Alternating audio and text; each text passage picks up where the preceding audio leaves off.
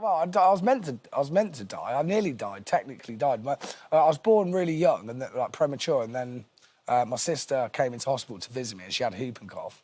Gave me whooping cough, nearly killed me. Really? Yeah, and they were going to turn my machine off. You know, like they were so like, oh, he's not going to make it. And my mum got a priest to come in and pray at the side of the bed. Yeah. So that's never left me. I always feel super lucky to be here, really.